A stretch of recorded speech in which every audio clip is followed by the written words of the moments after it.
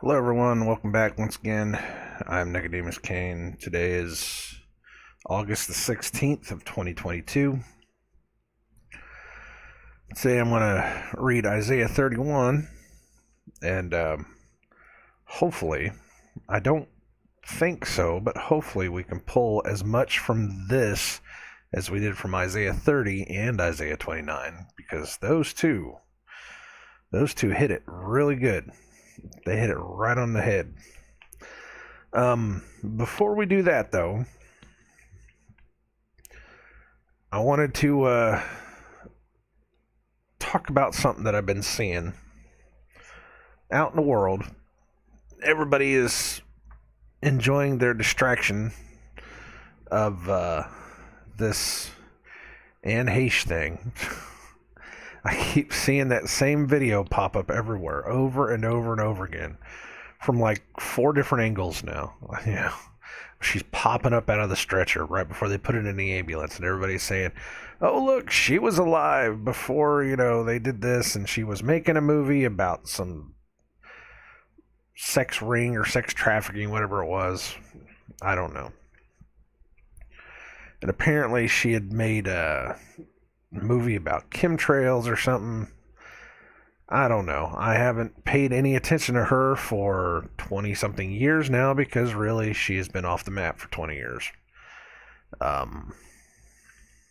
could really care less either way. Just because one of them are making movies about the truth, speaking even remotely about the truth, doesn't always mean that they were, I don't want to say intentionally killed, because it's another car wreck. It's another one of those mysterious circumstances kind of car wreck. I want to say,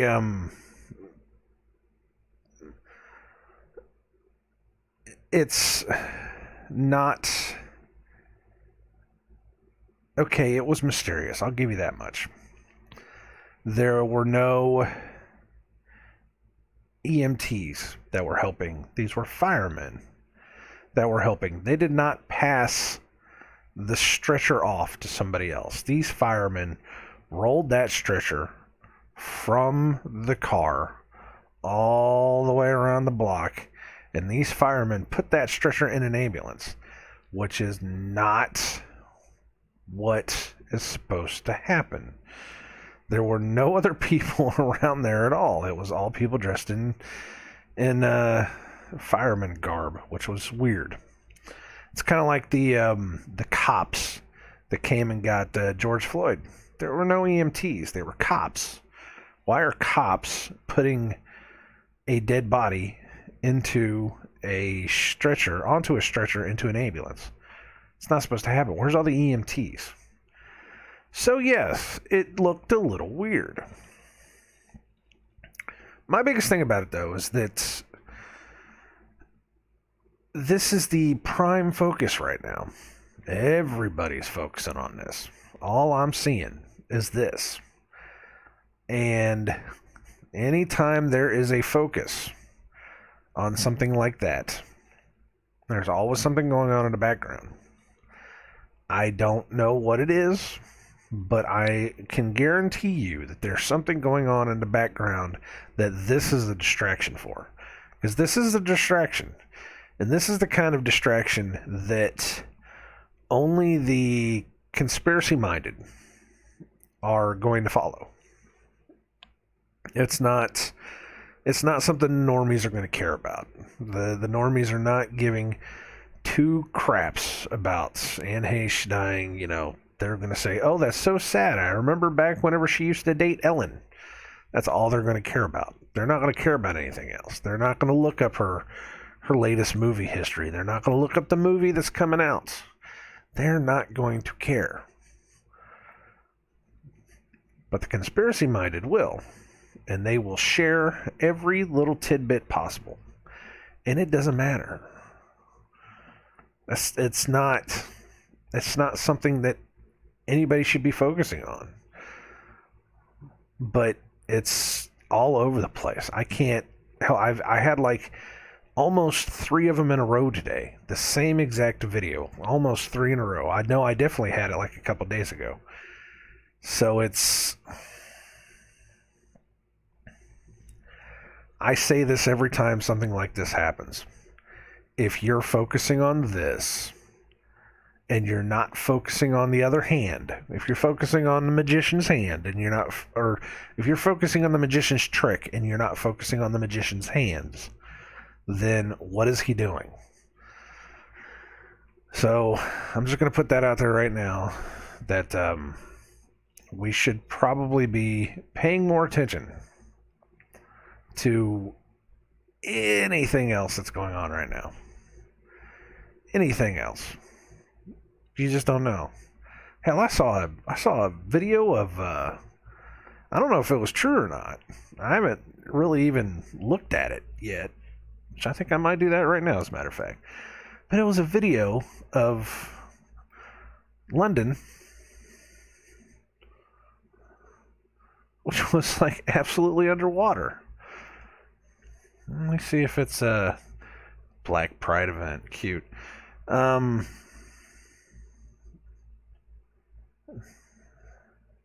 Heavy rain. Let's see if we can do flood. Because you can never trust any of these things. You really can't. Yeah, it looks like there's flooding. There's a picture of the entirety of London being taken over by a tidal wave. That's awesome. But I don't see the picture that I saw where it was the bridge was completely flooded. Parliament was completely flooded.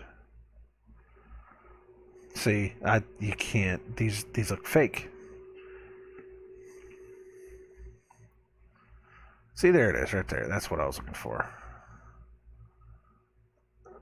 It just doesn't look.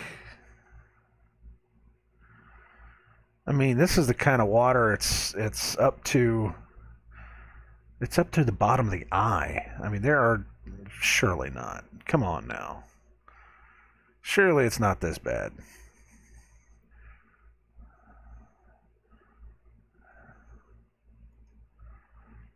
Surely it's not that bad. Let me go into here and see.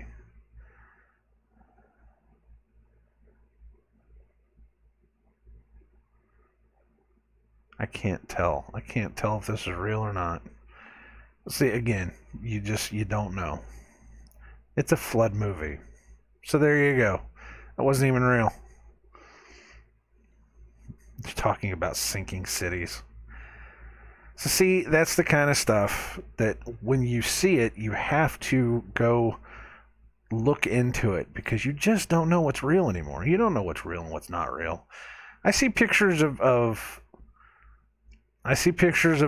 streets in London that look like they've got at least 3 to 4 inches of water. And I get that. That's flooding. That happens. That's sewer lines that flood. There's one that looks like it's got 6 inches.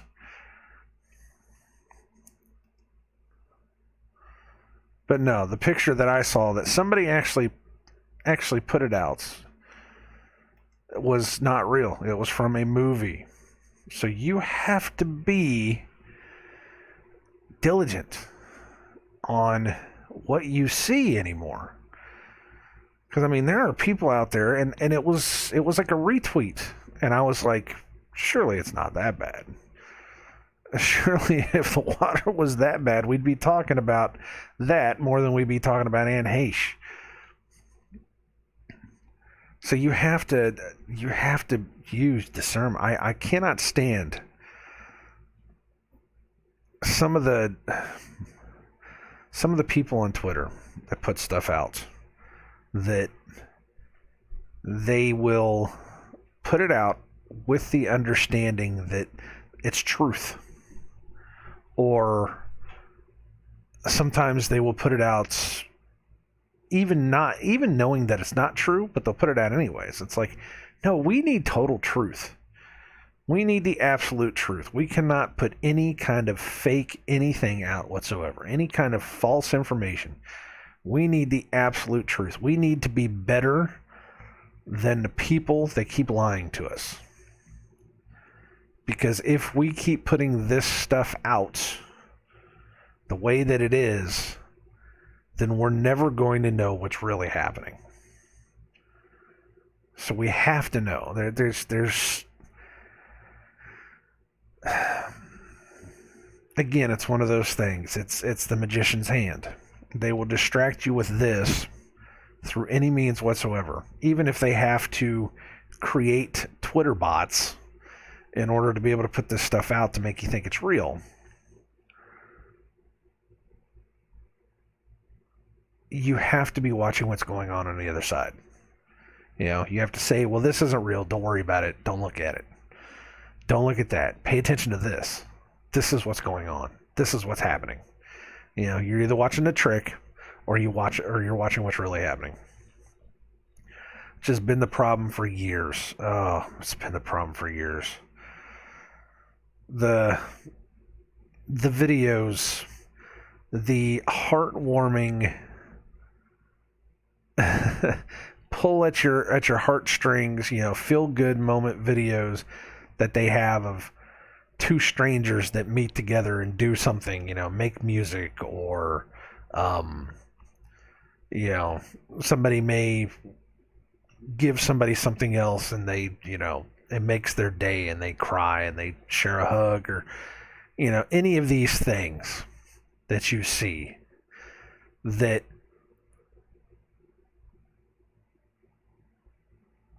the biggest thing you have to ask is, why is there somebody filming it before it happens?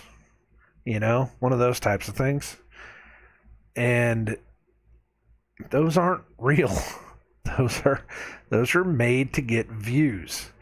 It's like all the videos back in the day of the guys, of the dads that would break into the son's room, and he told him to quit playing his PlayStation or whatever, and then you see the dad destroy the TV, destroy the PlayStation, destroy whatever it is, you know, or the guys that would go out and buy a brand new video game console and destroy it right there in the parking lot and film it. They're doing it to get views. It's not reality. It's fake. And you share it around, and the more you share it around, the more ad revenue it gets, the more money they get. They filmed themselves breaking a $200 TV and a $300 console, and they made a couple $100,000 off the video. This is how it works. So you see these feel-good moments, and they're not real.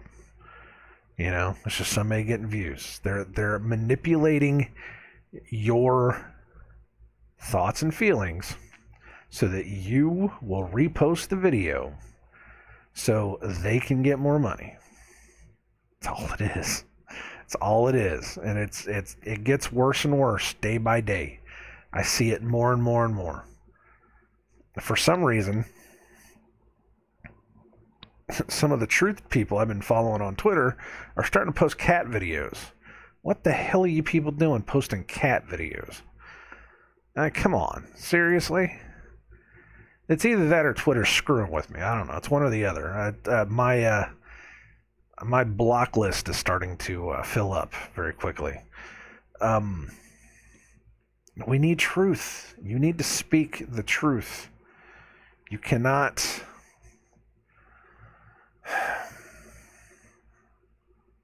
You cannot be reposting garbage just for the sake of reposting garbage. You have to look into it and make sure it's real before you... And I'm just as guilty. There are things that I see that I repost immediately and I don't take 5 seconds to look into it, but I still at least try. You know, especially more than I used to, as I definitely...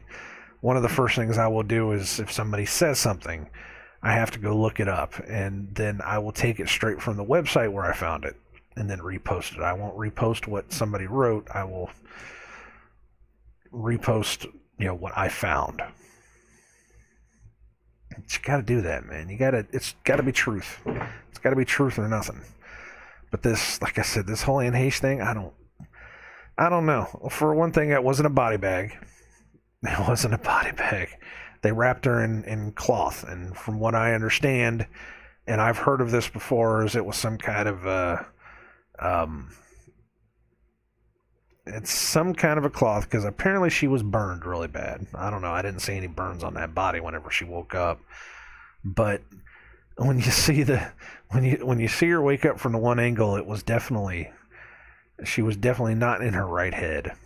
And I understand that, whenever you face that kind of trauma, you're not in your right mind. So the first thing, it would be it's a fight or flight moment. And she looked like she was trying to get off of that gurney and run for the hills, is what it looked like to me. And I can understand that. If the same thing happened to me, it'd probably be happening to me. Now, again, there's a problem with the firefighters not handing off. I don't know if that's standard procedure or not. I didn't see any EMTs. I saw firefighters putting a stretcher into an ambulance. It looked a little weird. I don't know. I'm not saying anything is or isn't. I'm just saying that don't look at the trick. Look at the magician's other hand. See what they're distracting us with. Figure it out. In the meantime, let's read Isaiah 31 and let's ask the Father for discernment for the day. Let's ask Him to give us understanding of the Word so that we may be able to take that Word and pass it on to others and help others. That way we can hopefully save more souls before this all goes to hell. All right, Isaiah 31.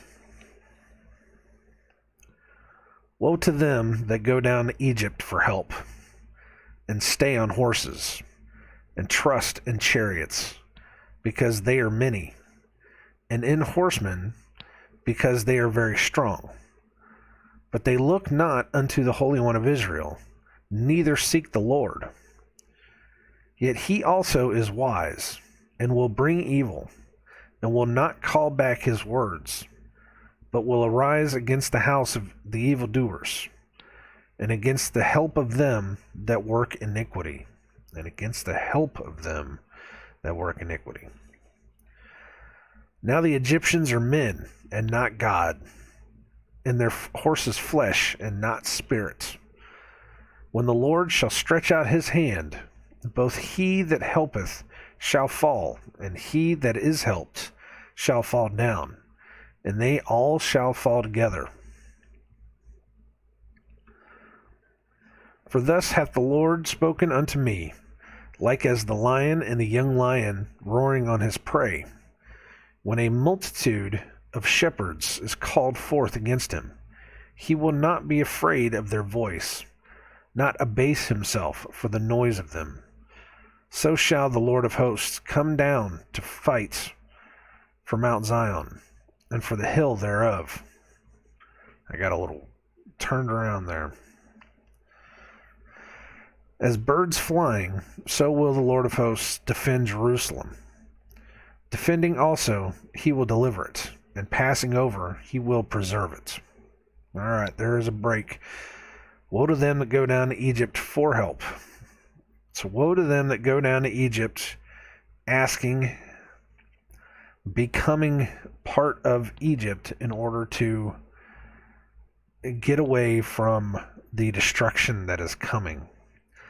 Putting their faith in the chariots and the horsemen because they think that that kind of strength is going to save them. But the chariot and the horsemen, they are nothing. They are simply flesh and blood. They are not spirits. And the Egyptians are men, they are not God. And their horses flesh and not spirit. And when the Lord stretches out his hand, both he that helps them shall fall, and he that is helped shall fall down, and they will all fall together. So do not put your trust in man, in weapons of destruction, the strength of men. There you go. That's what I was looking for. Do not put your trust in the strength of men. Everything that they can build up, all the walls they can build up, all the guns, all the weapons, all the horsemen, everything that they build up, all their chariots, everything that they have built up in order to protect themselves, it will not do them any good. Everybody will all fall down together. You're not going to get any help whatsoever from another man in this world whenever God decides to pass his judgment. For thus hath the Lord spoken to me, like as the lion and a young lion roaring on his prey. When a multitude of shepherds is called forth against him, he will not be afraid of their voice, nor abase himself for the noise thereof. It will not matter. All of these things, you cannot fight God with guns and tanks, or horses and chariots. So shall the Lord of hosts come down to fight for Mount Zion, for the hill thereof. So it will not matter. It will not matter. All of the sacred things of the world that you think are going to protect you will be nothing. It's that same understanding when they say that, there's peace and safety, or whatever it is, peace and security. That is whenever everything will turn on its head. When you think that you are so secure in your life, that is when it will all fall apart. Because that's what evil people think that they can do. They think all of these things, even though all these things can hurt other men, it will do nothing against God. That God will just simply blow it all away. Verse 6. Turn ye unto him from whom the children of Israel have deeply revolted. For in that day every man shall cast away his idols of silver and his idols of gold, which your own hands have made unto you for a sin. Turn ye unto him from whom the children of Israel have deeply revolted. Turn back to God, because the children of Israel, everyone, has turned away. For in that day every man shall cast out his idols of silver and his idols of gold that you're probably hanging from a tree in your house, which your own hands have made unto you for a sin. Now, it's everything I have kind of seen. I mean, it doesn't say, we'll never know the true hour, the true time. But it is hinted at several different places that this will all come. The end will all come, possibly in the winter. I don't know for sure. It doesn't exactly say, 100%. Oh, it'll happen whenever there's snow on the ground and you're going to be cold and in misery. But there is enough in the Bible that kind of hints that it will be there. It talks about the Christmas trees. Don't bring a tree in, and don't fasten it to the ground. Don't deck it with silver and gold. That's your idols of silver and your idols of gold that you use to deck your tree. This says, for in that day every man shall cast away his idols of silver and his idols of gold. Does that mean that? No, not necessarily. But there are other passages. The one I remember where it says, and hope that when that day comes, it is not in the cold or in the winter. I think it might even say winter. It might say something else. I don't remember. But hope that that day does not come in the winter. Now, you can hope and pray that day doesn't come in the winter, but that, when the Bible says hope and pray that it doesn't, it could very well mean that it will. It's just little tiny things. It talks about the earth being dark for so many days. And of course, in the winter is whenever the earth is at its darkest because the sun is not up very much. And it talks about the cold. And, when else would be a perfect time for famine and misery and darkness and all of these things to fall down upon the world? When would be the best time for this to happen? Of course, why not bring on the destruction of the evil ones then right around the time of the most evil holiday ever? The birthday of Nimrod, the birthday of Caesar, the birthday of all of these false gods. It's amazing. The everybody that loves to talk about, how Jesus is the most evil and corrupt person in the world, that he is just a copycat of all of these other false gods that everybody, has worshipped before. Always born of a virgin, and he's was a poor man that got raised up, but it's just like all these others that were born of a virgin and all this and all that, and every single one of them just coincidentally happened to have the same exact birthday. And that's whenever you have to stop and say, no, there is nothing in the Bible at all that says he was born December 21st, do you hear me? 25th, actually 21st is the solstice, that's why they celebrate it. But there is nothing in the Bible that says he was born on December 25th. There's no date at all. December was not even a month. There is nothing that says, in the month of yada, yada, yada, and the yada, yada day that this happened, that happened. It happened. It happened during a feast when all of the Jews were called back to Jerusalem because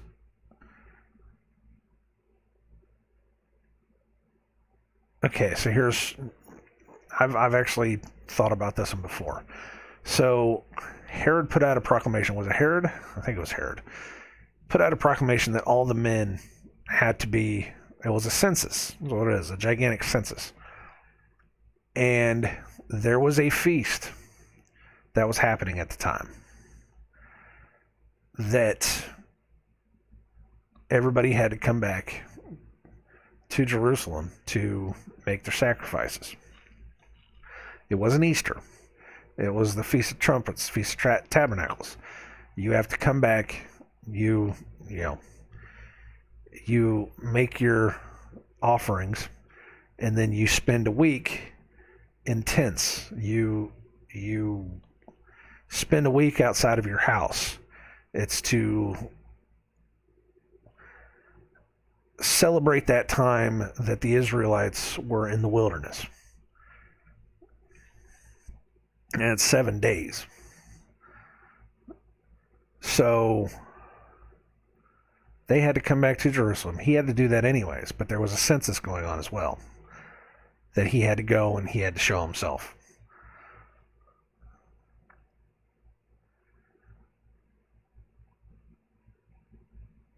So that right there gives you an understanding of when Christ would have been born. It was one of the two big feasts where they had to come back to Jerusalem in order to make a sacrifice, make a sacrifice at the temple. Of course, the one being Easter was when we know that, not Easter, Passover. Jesus, I'm sorry. The one would have been the Passover. Would have been the Passover when they come in and they make the sacrifice, and they spend the next week with the Feast of Unleavened Bread. This is on the opposite side of the calendar, again, where they spend the time outside of their house in tents and tabernacles, and then it's the Feast of Trumpets. So it wasn't Passover. It wasn't then. It was the other one, and that was around September, October, somewhere around there. So you hear these guys talk about, well, Christ was born when all these other ones were born. You can't prove that. That's not even a thing. Even if you read past that, it says that when Christ was born, 2 shepherds were out in the field with their flocks. You don't take your flocks out in the middle of winter. Believe it or not, in the desert, in the Middle East, if that's where this happened, in the Middle East, and they say that there was snow. There was actually snow in the Bible. It talks about there being snow in the Bible, not during the time that Christ was born, but other times there is snow. So we know that it gets cold enough in order to be able to have snow covering the ground. So you wouldn't have your sheep out grazing in the freezing cold with possible snow on the ground. You wouldn't do that. So it's not in December. There's nothing that says it's in December whatsoever. But they love to say that. And they love to say that all these other gods were born of virgins. And if you go and actually look up some of these other gods that were, supposedly existed, none of them, they didn't come from virgins. Some of them came from rocks, or some of them came from another god coming down and mating with some other human or something like that. Yes, the stories line up very well, because it's entirely possible that they stole it from the Bible itself. Remember, the devil knows the story too. He doesn't know it exactly, but he knows that there was a Savior that was coming, that was going to have so many of these prophecies about him that you would be able to know who Christ was. He would have all of these markers. So what the devil did was he made all of these stories as close as he could in order to deceive us. Devil doesn't play fair. He doesn't have to play fair. So you have to keep that in mind whenever somebody tries to tell you, well, Christ is similar to this, Christ is similar to that, all this other kind of stuff. It's like, well, when you really look into it, though, is it really? Is it? The biggest one is December 25th, though. But wouldn't it be that fitting if God decided on their God's birthday,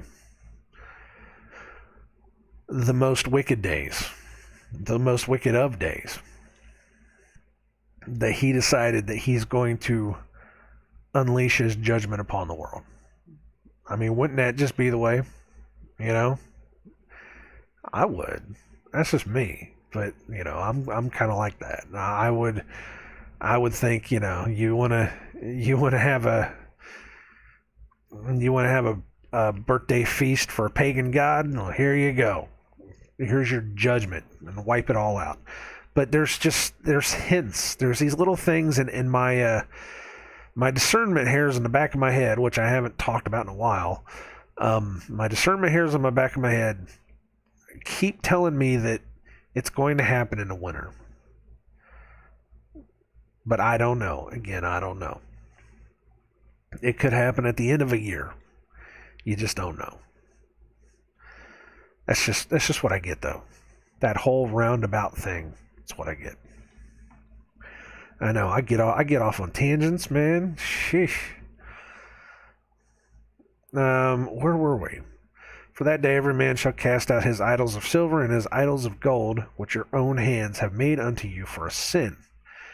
Verse 8. Then shall the Assyrian fall with the sword, not of a mighty man, and the sword not of a mean man, not of a mean man.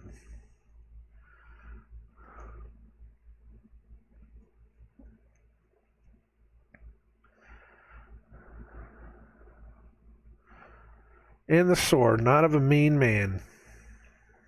Where are we at? Not of a mean man shall devour him. Okay, let's read that all again together. Then shall the Assyrian fall with the sword, not of a mighty man. So he will fall with the sword. Those that live by the sword will die by the sword. And the sword, not of a mean man, shall devour him. And he shall, the sword of the Spirit maybe? But he shall flee from the sword, and his young men shall be discomfited. And he shall pass over to his stronghold for fear, and his princes shall be afraid of the ensign, saith the Lord, whose fire is in Zion, and his furnace in Jerusalem.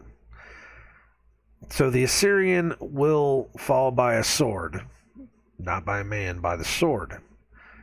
Now, let me see if sword is actually a word. A cutting instrument, the sword.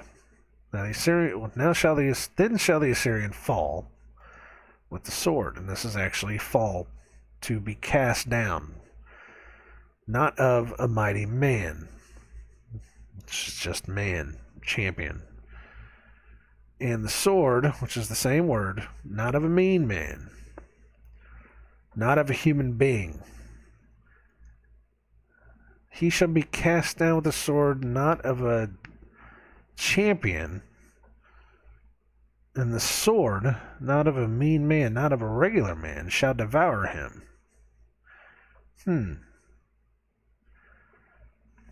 But the word sword, it is not talking about it. It just says sword. Now, this could very well mean a literal sword, or spiritually, it could be the spiritual sword, the sword of the Spirit, which would be perfect because he doesn't die, but he shall flee from the sword, and his young men shall be discomfited. They shall fear.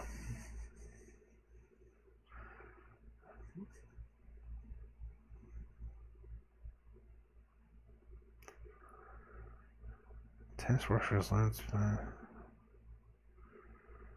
and his young men, hold on a second, there's something else going on here. And his young men shall be discomfited. And this is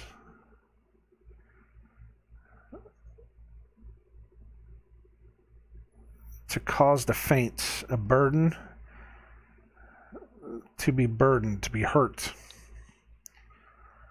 But it also says attacks in a form of forced labor. A gang or body of forced laborers, task workers, labor gang. And his young men shall be discomfited. Interesting. It also says tribute, too, so hey, you never know. And he shall pass over to his stronghold, which is rocks, his cliff. He shall pass over into the mountains and ask the mountains to fall upon him so that he will not face the judgment of God. He shall pass over to his stronghold for fear, and his princes shall be afraid of the ensign, of the banner, of the signal, saith the Lord, whose fire is in Zion, and his furnace is in Jerusalem. But he shall get away from it. He shall fall by a sword, but he shall flee from the sword. And again, Sword of Spirit fits in there perfectly.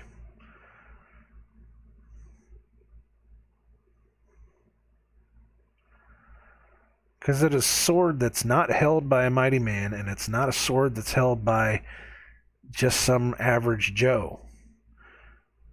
It is a sword that someone will be afraid of seeing, and he will flee out into the mountains.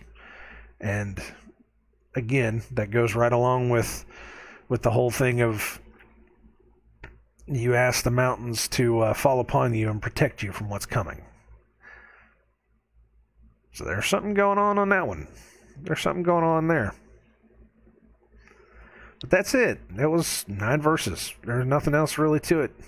It's kind of a short chapter. It really is. There's other ones, though. There's more coming up. Well, they start getting long again. But that's all right. We'll get to those when we get to those. So, of course, don't go trusting in the horsemen and the chariots of others, because they will simply fall just like everything else. Those that needed help and those that did help them, they shall all fall together.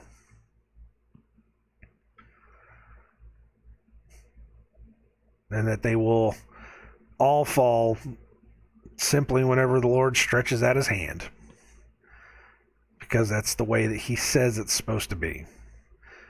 And that during that time, for in that day, every man shall cast out his idols of silver and gold.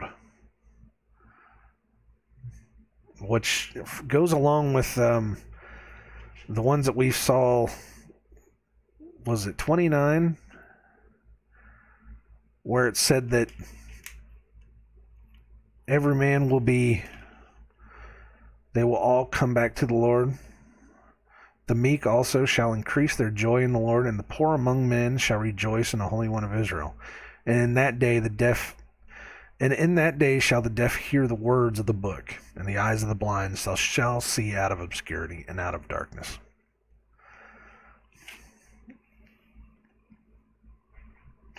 For in that day man shall cast away his idols of silver and his idols of gold. Because they will be turned back. Because they will see it. Every knee will bow, or every knee will bend.